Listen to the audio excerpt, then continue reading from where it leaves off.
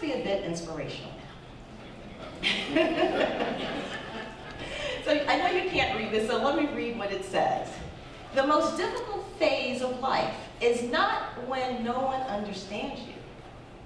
It's when you don't understand yourself.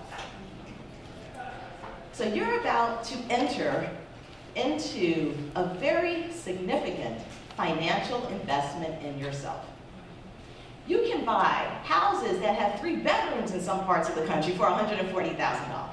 In New York, you might get a studio. However, it is an investment in you. But I want you to ask yourself some critical questions. This is a part of knowing yourself. So the first few are about your motivation for going to law school. And then the second bucket is some of the factors that go into you being a successful law student. So first, what is your passion? What are the things that make you want to get up in the morning, that make you excited to do? I like public speaking. I liked arguing and writing. Those were things that were important to me that made me happy. And as a lawyer, those are things that I got to do and things that I knew I would be able to do. What are your passions? And are those passions connected to what you will be doing as a lawyer?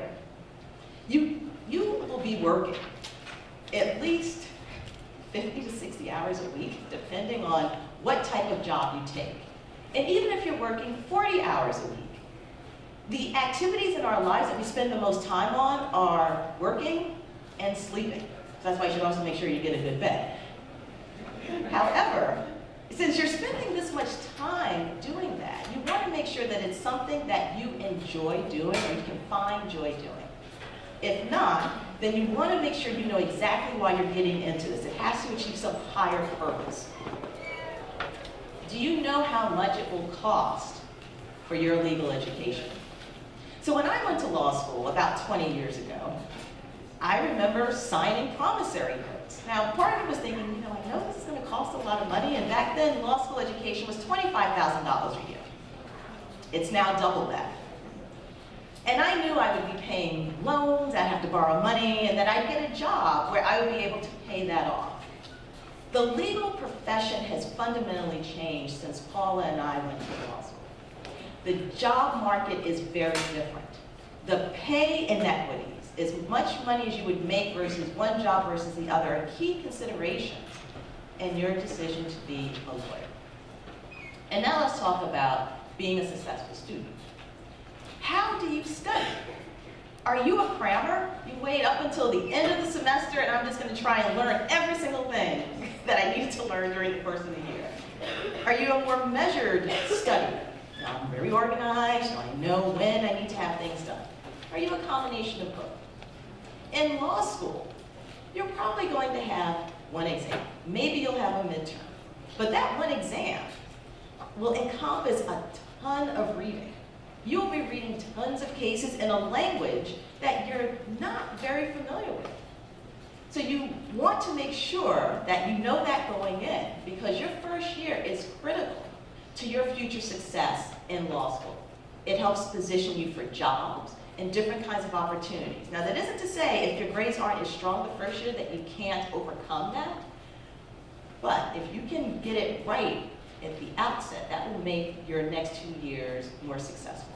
So understand how you study, because that will indicate how more streamlined law school will be for you or how much of a challenge it will be for you to be successful. And how do you like to work? Do you like working with people? Like working in teams?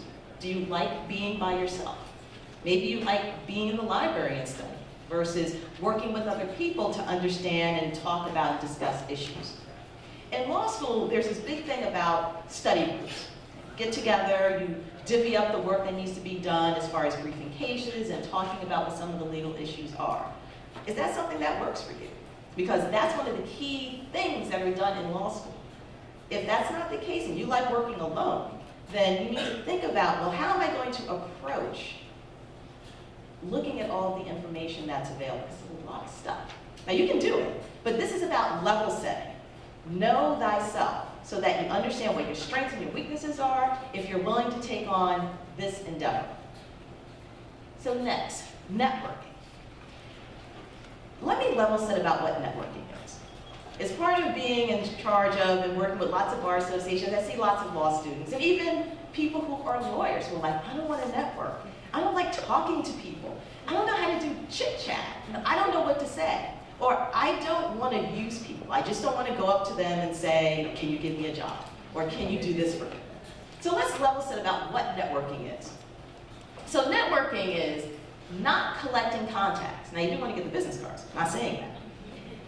Networking is about planting relationships. The legal profession is a service industry. It's about developing relationships. Long-term relationships and short-term relationships, but they're relationships nevertheless. Some of them are transactional, but at the bottom of that, you are connecting with someone who either needs help doing something, they want to start a business, they're trying to buy a home, or I just got arrested. Someone is trying to take something from you. That means they're coming to you in times of crisis. And so you need to be aware of the value of building relationships. So these are the benefits of networking. One, resources. How to practice law. Law is a big, vast field. And you need to be able to reach out to other people who may have an expertise in something that you don't, or a piece of something that you're working on. So it allows you to create that type of set of resources and network. Job market. So you have on-campus interviewing, you have your Office of Career Services, you have it, so you have some of that in college, you have that in law school. But jobs after that, although some of them are posted, some of them are not. And when you talk to people and express your interest about what you're interested in doing, they can give you ideas about what job opportunities are available or trends in the legal market that you should be keeping an eye on as places where you can expand in your career. Support network, mentors. All of us, whether you've had people in your family or lawyers or people in your social circles, you still need someone that you can talk to ask those silly questions. Why is this like this? How do I find this? A safe space, a safe person who can address those types of issues and also help be a guide for you about next steps. And we got Paul talking about pipeline and PALs, and she can talk to you more about that later. Okay, thank you. So networking allows you to identify mentors. In places where you can do that, student organizations, bar associations, alumni associations, and social media. Support network. So I received this as part of a thank you for working with us. I mean, they meant it in good fun, but they knew I was going to law school. And that's how sometimes you look after studying at the library, pulling an all-nighter, trying to get through all the materials. So you want to make sure that you have a personal support network. Law school can be tough. Make sure to take breaks. Your mind needs an opportunity to process all the information that you're learning. Take breaks with friends. Law school can be demoralizing. You're all competing against a curve to get a certain grade. You want to be able to, at the end of the year, say that you've done this, you've said that. Sometimes your confidence just gets shot. You're listening to other people like, crap, I didn't understand that. Is that what that meant? So it can strike a fear in your heart. So you want to make sure that you keep your friends and your family close. And some of your family may not quite understand what you're talking about when you're explaining some of your experiences, but they know you, they love you, and you need that kind of support. And make sure you get a mentor for the reasons that I identified in the earlier slide. The power of the law. As a lawyer, we all have the power, the capacity to influence, alter, and affect the lives of those around us. People come to us for guidance, to help them do something or to resolve or solve a problem. Marilyn French said this in her book, Beyond Power, on Women, Men, and Morals. So the last thing I want to talk about are the skills.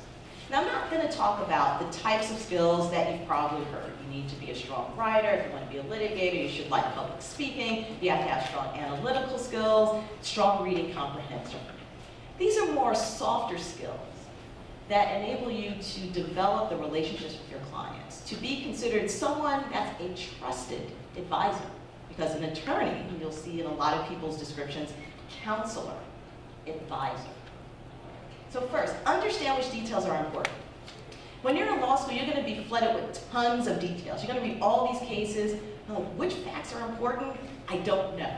But your first year in law school and then your subsequent years is about understanding details, lots of details. But you're going to get to a point where you'll be able to say those details are important and those are not. And as you continue with your practice, being able to understand those key details versus the details that are nice to know, but are not the ones that are significant in resolving an issue is key. Guide to solve problems. That's what your job is as a lawyer. People come to you because they have a problem that they need to have solved. So you're a guide. You're not telling them what to do, despite how some of your clients may want you to do that. People need to make their own decisions, and you're the guide to help them do that. Time management. You're going to have lots of cases. Clients that are going to be calling you and asking you, can you do this, can you do that? Key to success, you have to be able to prioritize against deadlines, what things require more time versus less. But managing your time effectively is the key to being a good lawyer and being responsive to the needs of your clients. Ask questions. When you're in law school, you're going to be in a class with a whole bunch of people, and some of them are going to be like asking questions or saying things. You're like, I didn't understand that. Is that what that meant? Don't be afraid to ask questions. And if you don't want to do it in public, go up to the professor and ask questions. There are no stupid questions because we know you don't know anything. You haven't been to law school before. So don't think of any question as being a stupid question. You just don't understand a new language that you're learning. So ask questions.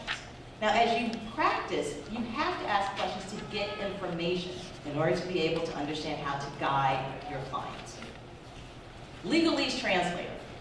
This whole new language has lots of interesting, archaic Latin words that no one else uses in normal conversation. So you have to be able to translate that for your clients, no matter how sophisticated your clients are. I work in a big corporation, Fortune 500.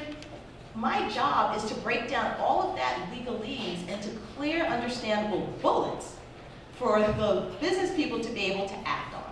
So you serve as a translator. Don't just spit back the words that you've heard. You want to be able to break that down so people understand, what do I do with this information? And then last, be compassionate and understanding. People are coming to you because they need your service. They need for you to help them do something. Make sure that you try to understand them. Make sure you try to be compassionate about their concerns. When you hear jokes about, what's 1,000 lawyers at the bottom of an ocean? A good start. Now, I'm not saying that to elicit a joke, or elicit laughter, but I'm saying that to mean people have this kind of negative perception about lawyers. And part of it is because we sometimes don't come across as being compassionate and understanding of this plight that our clients are coming to us. So this is fundamental to being a good lawyer. You're developing relationships, you're managing relationships. You need to be understanding and compassionate of the people that you're working with. So finally, some words of wisdom. As I was preparing for this presentation, I asked a few of my friends who I've known for decades, what would you tell someone, and they're all lawyers, what would you tell someone who is thinking about going to law school? Don't go unless you actually want to be a lawyer. This is not the default degree. Now, when we were going to law school, a lot of people defaulted to law because I'm not good at math, I don't like blood, I don't want to get a PhD, but I still want to get a graduate degree, so they go to law school. Back in the day, you could do that. Right now, there's too much of financial investment in the way that your job market is set up. You can't just go willy-nilly into this profession. You have to be mindful of why you want to practice law. Don't become a lawyer based on what you know from popular culture. Take the time to shadow a lawyer, it sounds like a lot of you have done that, who does the type of law you're interested in. Next, consider being a paralegal or intern during the summer. Look into taking classes and having majors in more technologically forward disciplines such as science and technology. That's the new frontier. The law is lagging behind, but it offers a great opportunity for us to be in that space, to help develop the law, to be among the few that are the pioneers in that area. In my area is about technology and managing information for a corporation. I started as a prosecutor, and now I'm in this role. Write down, share, discuss 10 ideas of what it means for you to be a lawyer. And talk to different lawyers about that to see if that's actually what the practice of law is like. And there's one last piece of advice that came from my cousin, who's also a lawyer, and it didn't get to me in time for me to put into the presentation. And he said that his mom said to him, if you go to law school, you'll always be able to support yourself. Now, that is generally true, but it's a little bit harder to do it now than it had been when we went to law school. But it's a skill set that you can use in lots of different settings, so keep that in mind. And so if you'd like to contact me, that's my email address. If you want to follow me on Twitter, that's my Twitter handle. And you can connect with me on LinkedIn. I don't know if I have time for questions, probably not. But if you do have questions, please send me an email. And I'll just leave this up. And thank you very much, and good luck.